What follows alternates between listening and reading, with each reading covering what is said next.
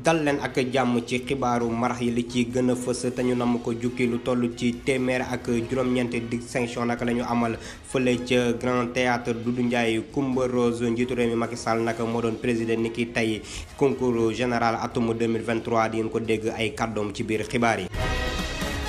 leneen ci ay ponk leader bu Pastef Ousmane Sonko ni ki tey nag la nar a fanaan guddeem bu njëkk ca kaso ba moom nag ki la di doyen des juges daf ko daal di rek placé sous mandat de dépôt ginnaaw loolu sax yàggul dara ki la di jëwriñ ñu denk wàllum biir réew Antoine Félix Diome daal di fësal ab communiqué rek di xam ne parti bi di Pastef daal nañ ko dissoudre.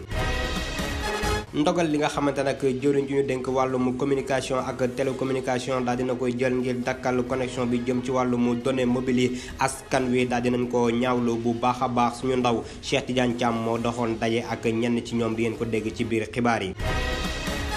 kuréel gi di waa CEDEAO daal dinañu jël rek ab ndogal jox ña nga xamante nag ñoo fuqati nguur ga fële ca diwaan bu Niger benn ayu bés ngir ñu mën a delloo boobule nguur ki nga xamante nag moo di Mohamed Bazoum dinañ ci dikk lu mu gën a yaatoo ci biir xibaar yi mbokk yi lii lépp ab tënk la nees kiis ñu yaatal.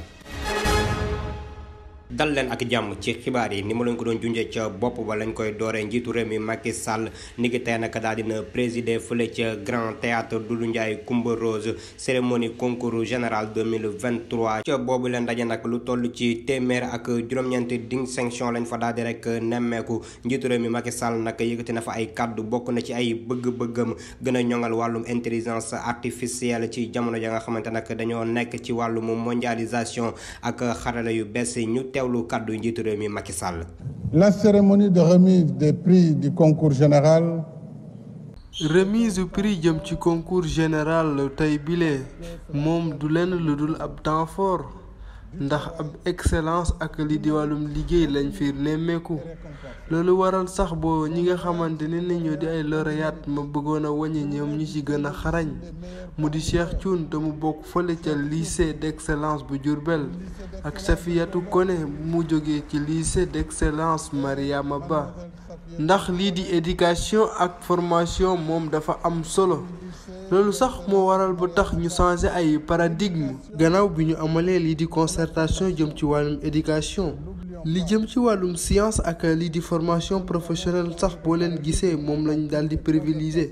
parce que jàpp nañu ne loolu moom mooy li nga xam ne moom mooy doxal réew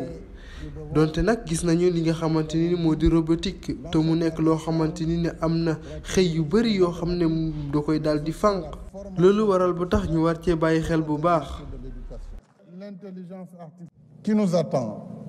si nous voulons saisir les opportunités de l'intelligence artificielle. ca jooju leen ndaje sax moom njiitu réew mi Macky Sall daal dina fay ñaax bu baax a baax ñi la di jàngalekat yi ñu gën a jox gëdd ca métier boobu ñu nekk waaye nag ñaawlu na bu baax a baax yenn yàqte yi nga xamante nag amoon na fi ci fan yi ñu weesu jëm ci wàllum manifestation yi ñu koy def ci yenn ya nga xamante nag ay bërëbu jàngale ak njàngale njiitu réew mi Macky Sall ñaawlu na bu baax a baax lu ni mel ñu teewlu ko. Je dois exprimer ici ma grande préoccupation. dinaa fi yëkkati ay kàddu yu mu yitteel lool ci xew-xew yi fi jóge jëm ci mbirum école yi ak université yi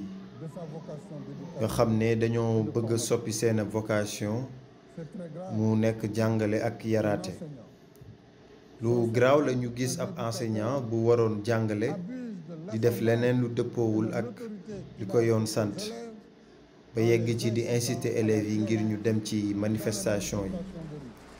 violence ak bépp xeet ak nu mënti mel amul place am ci société bi waxatuma la ak école ak université duñ ay arène de gladiateur seen vocation mooy former defar ay nit yu responsable yoo xamante ni dañuy taxaw ci ëllëgu réew mi maa ngi condamné yooyu li acte nga xam ne yoon du leen bàyyi dinañ leen topp enseignants yi nga xam ne ab kuréel bu ndaw lañ teg ci représenté wuñ sax mboolem enseignants yi fii ci Sénégal. Et ne représente nullement les enseignants du Sénégal.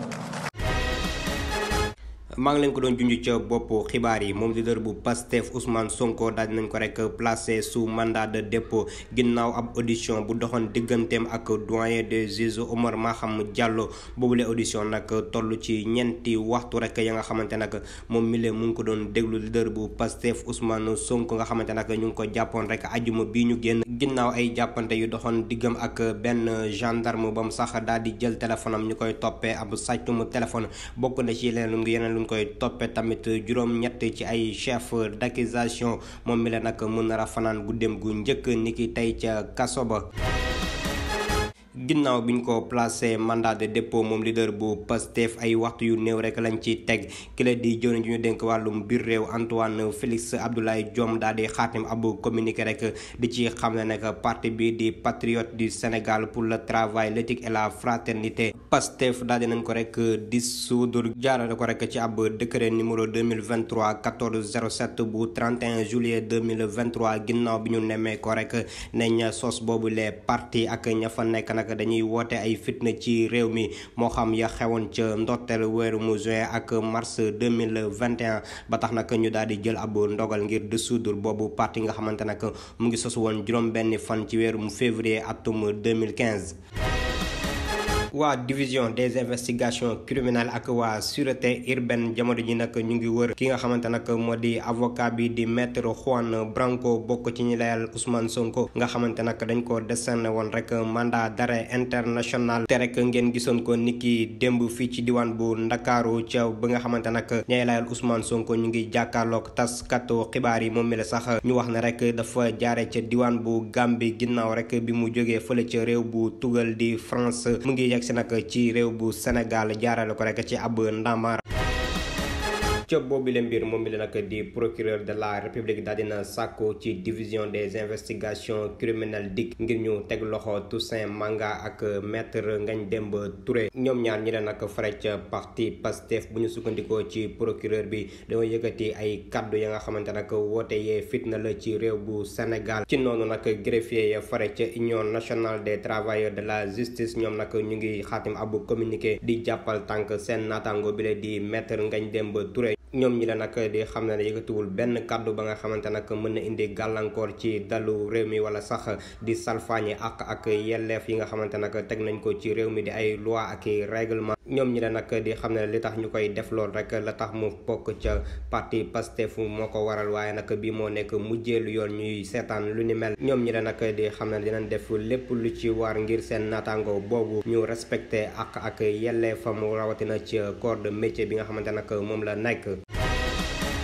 connexion ak données mobiles yi dañ ko daal di rek suspendre ci réew bu Sénégal ngir mën a moytu rek yenn division message yi nga xamante nag mën na indi fitna ci réew bu Sénégal boobu leen dogal nga xamante nag jooju ñu dénk wàllum communication ak télécommunication moo ko jël askan wi daal di nañ ko ñàkk a rafetlu bu baax a baax ñoom ñi leen nag di xam ne nag loolu du lenn lu dul violation jëm ci seen waaye droit ya nga xamante nag daal di nañ ko am Cheikh Tidiane Thiam ak Emmanuel Sarr dox nañ daje ak ñoom ñu seetaan reportage.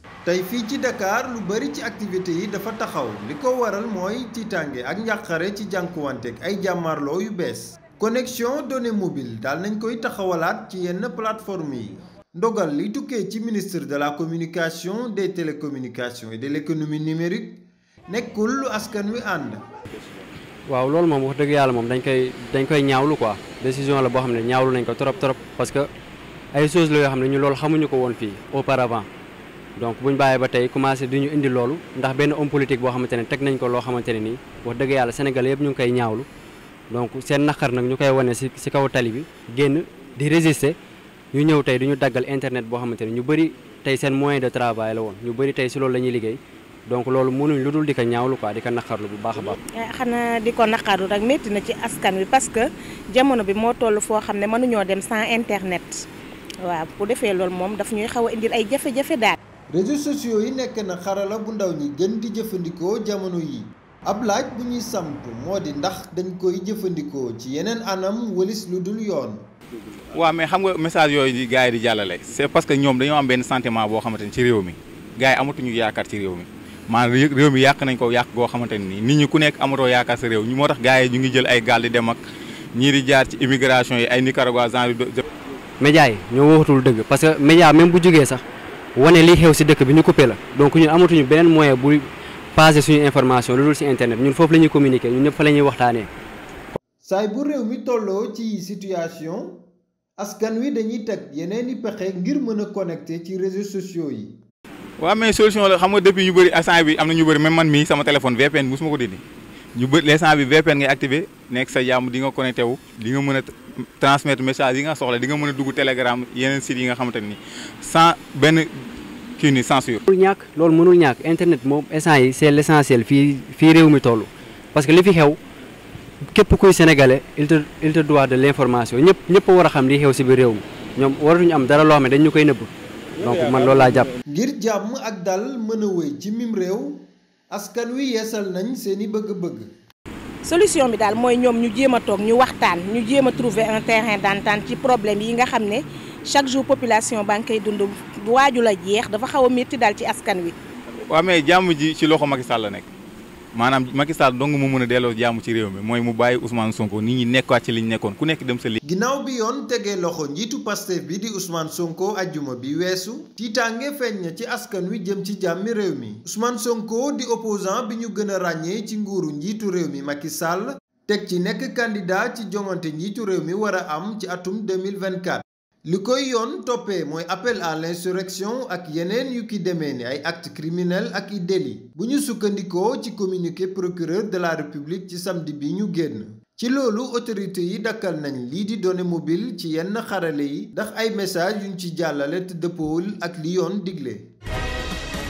vice coordonnateur bu jeunesse patriotique Abdoulaye Ngom waa sûreté urbaine daal nañ ko teg loxo ci sàkku teefu juge bu deuxième cabinet moom mi la nag dañ ko doon wër rek ginnaaw jàppante yu métti yi fi amoon ca ndorteelu weeru juin bi ñu génn fële ca diwaan bu Pikine moom mi la nag bokk na ci liñ koy toppee association de malfaiteurs en lien avec une entreprise terroriste complot contre l'autorité de l'État incendie volontaire maanaam lakk rek ay mbir ya nga xamante nag ci seen teeyaayu bakkan lañ ko defee wala sax indi ay jeexi jaax ci dalu réew mi ba si sax li nga xamante rek moo di financement di terrorisme ca boobile mbir ñoom ñi la di Cheikh Diouf Ngagne Gueye Abdourahmane Diédhiou ñu koy woowee rek bokkaande ak ki nga xamante nag moo di Baba Sall yoon nag jot na leen teg loxo ba daal di leen woon rek déféré enquête bi nag mu ngi daal di xamle ñoom ñi la nag liñ leen di toppee jot nañoo lakk ay bis yu bëri foofule ca diwaan bu Caaroy jot fa song ay magasin jàmbur nag daal di koy saax-saaxee bu ñu sukkandikoo suñuy naataango ya nekk ca Libération yi xamle boobule xibaar waa élément yu sûreté urbaine nag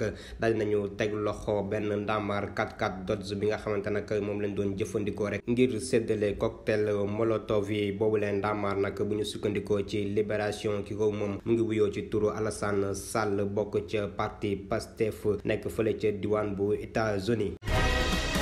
taskatu xibaaru sénégalais bi di Madiambal Diagne lañu falandeegum rek ca bopp union internationale de la presse francophonie ginnaaw bi nga xamante nag ki ko jiite woon di Anne-Céline Robert daal dina démissionné moom mi la sax moo fa nekkoon depuis ca weerum sulet atum 2022 ci noonu nag ginnaaw bi nga xamante nag waa bureau bi daal dinañu déggoo te sukkandiku rek ci article 13 bu boobule statut ci lañu jébbal rek ab lettre officielle ngir ki nga xamante nag mooy taskatu xibaaru sénégalais bi di Madiambal Diagne daal di ñëwaat rek ca boobu boppu kuréel nga xam ne biñ ko sampee ba léegi mot na juróom-ñaar fukki at ak ñett moom mi la nag di Madiambal Diagne xam na bu baax a baax la koy xaar ca boobule boppu kuréel te wax na ne nag dina def kéemtalaay kàttanam ngir doxal mission bi nga xamante nag moom lañ ko dénk. ñu àddu wax ci leneen ab liir bu am ñaari fan kott la ñu fekk mu faatu ci ab machine à laver fële ca hôpital Abass Ndao mbir yooyu nag mu ngi xew talaata ñaar fukki fan ak juróom ci weeru mu sulet bi ñu génn bu ñu sukkandikoo suñu naataango ya xam ne boobule xibaar nekk ca i rajo ñoom ñi de nag di xam ne nag jokkoo nañ ak njiital boobule l'hôpital waaye nag dafa daal di gàntal rek ngir yëy yàbbi ca boobule mbir gën leen xam ne nag ab enquête dañ ko si daal di ubbi moo waral mënta addu ca boobule mbir waaye waajur bu góoru xale bi moom daal dina yëy yàbbi ci li ni mel moom mi la nag mu ngi xam ne nag faatu doomam jille waa structure de santé bi ñu ngi ko daal di yëgal rek ca ëllëg sa jaarale ko ci ab bulletin d'examen du corps moom mi la nag ñaalu na bu baax a baax lu ni mel te sax di xam ne nag explication li ñu ko jox dara dalu si xelam. fukkati nguur ga am ca diwaan bu Niger nag waral njiit yi bootu ca kuréel gi nekk ca Afrique sowu jant di CEDEAO daal di woon nañ daje rek niki démb fële ca Abuja ñoom nag daal di nañu ñaawlu bu baax a baax lu ni mel ñoom sax jox nañ benn ultimatum bu ayu bés rek ngir militaire ya nekk ca diwaan bu Niger daal di rek joxewaat nguur ga nu mu gën a gaawee toog bàyyi ki nga xamante nag moo di njiit la di Mohamed Bazoum ñoom ñi leen nag rax si dolli di xam ne nag boobilee mbir nag ñuy sàkk buñ ko amul rek fii ak ayu bés bi nga xamante nag moom lañ leen àppal dinañ daal di jël yeneen i ndogal ca jooju jamono nag ki nga xamante nag moo nekkoon njiitu réew bu Niger di Mouhamadou Issoufou moom nag mu ngi dox ay tànku jàmm rek diggante ña fukkati boobulee nguur ngir ñu rek delloo nguur gi ki nga xamante nag moo di njiit la di Mohamed Bazoum daal di koy bàyyi rek ngir jàmm ak salaam daal di dellusiwaat ca boobulee diwaan moom nag mu ngi ñaax rek ak woo képp ka nga xamante nag mu ngi ca diwaan bu Niger ngir mu ànd ak dal ngir rek ñu mën a traverser boobulee crise xibaaru tàggat yaram lañ koy jeexale gaynde yu jigéen ya ca Afro Basket Kigali 2023 dañoo nërmeeluwaat nag seen ñaareelu jongante biñ doon amal ak Mali match ba 72-49 la daal di jeexee fële nag ca Jeux olympiques de la francophonie réew bu Sénégal jotagum na fa am ñeenti ci ay médailles jëm ci wàllum bëre nag la daal di doon équipe bu Jaraaf daal dina wutali rek final ba moom fekk na fa stade de Mbour ginnaaw bi mu daanee rek FC Guédiawaye ki ñu jàngatal loolu yëpp Fatou Bintou Ndour la ñu teewlu ko. finaalu coupe du Sénégal stade de Mbour war a dajeek jaraaf bu Médina mission bi yore wàllum yar ak teggin daal dina sukkandiku ci jet de pierre bu comité supporter Guédiawaye amaloon ci demi-finale yooyu le digganteem ak jaraaf daal dina ca jël ndogal jox jaraaf ndam li Afro Basket gaynde yu jigéen yi daal dinañu ñàkk seen ñaareelu jongante bile Aigle malien yi daal dinañ leen rawee lu toll ci 20 poñ ak ñett Sénégal nag ñu gis ne lu mu jox Mali ci chance dafa bari waaye itam défendre ñu seen bopp bu baax gannaaw ba ñu rawee Mali ci carton bu njëkk ba mu nekk 10 poñ ak juróom benn ak 10 poñ ak benn loolu terewul Mali dem dabu ji Sénégal ci ñeent carton yu mujj daanaka nag Mali lii du lu bees di mooy ñaareelu yoon Mali di dóor Sénégal fas yéene daje ak Égypte 8e de finale yi suba ci talaata bile Sénégal daal dina am ñeent raaya ci 9e édition de la francophonie ci Kinshasa Sembène Sini daal dina am ndam ci kaw nigérien boobu di Ibrahima Aboubacar ci juróom-ñett poñ ak benn ñaareelu médaille bi nekk 74 kilos moom itam Mamadou Diouf daal dina jël bronze bi daal di am ndam ci kaw Poirier Cohen Joseph ci 10 poñ ak dara Mamari Sambu nekkoon 54 kilos ak Faye Omar 57 kilos ku ci nekk ci ñoom am nga raaya ñeent sénégalais yooyu la ñoo jëmmal Afrique. ci boobule élément la ñuy jaar ndar képp xibaaru marax yi rédaction bi dina fi dikkaat léegi si yeneen jotaayu xibaar ci kàllaamay nasaraan lay doon.